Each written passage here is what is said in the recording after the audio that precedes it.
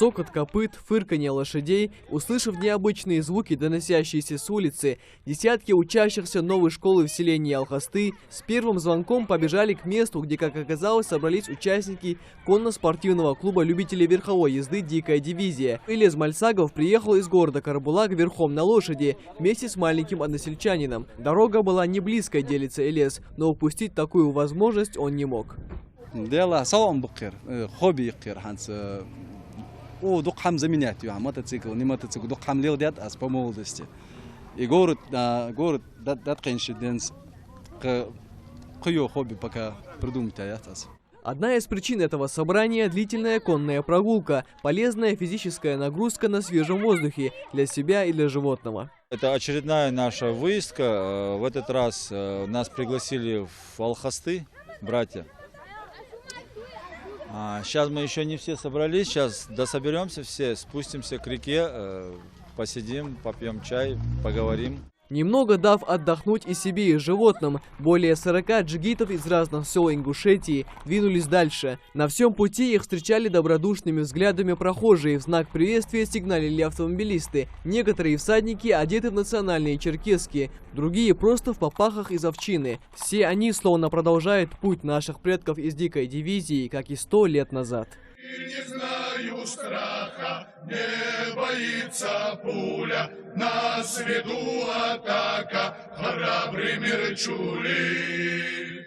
Пушками отбили, зарадом от души, вся Россия знаю, джигиты ингуши.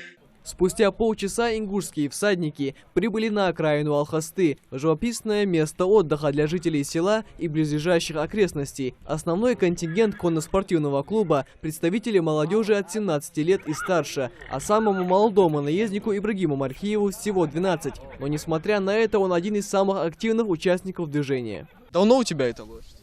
2-3 года. А откуда она у тебя появилась? Мы купили его. Да? Тебе купили кто, родители? Да, отец. А как его зовут? Абрек. Я практически каждый день езжу. Они проходили сюда, и потом мне интерес был с ним. Современная дикая дивизия была образована в марте 2016-го, и клуб успешно функционирует в республике уже 3-й год подряд. Вдохновитель и инициатор конно-спортивного движения 44-летний Магомед Богатырев из селения Сурхахи. Ингуши издревле славились хорошими наездниками, и каждый уважающий себя мужчина должен при возможности приобрести достойного коня, считает Магомед. Это в первую очередь здоровье. Я бы вообще всем родителям посоветовал бы своим молодым подрастающим ребятам купить лошадь, потому что неважно, учится он или работает, он в свободное время не тратит на ненужные дела, он все свободное время тратит на лошадь, потому что она определенного внимания требует, лошадь.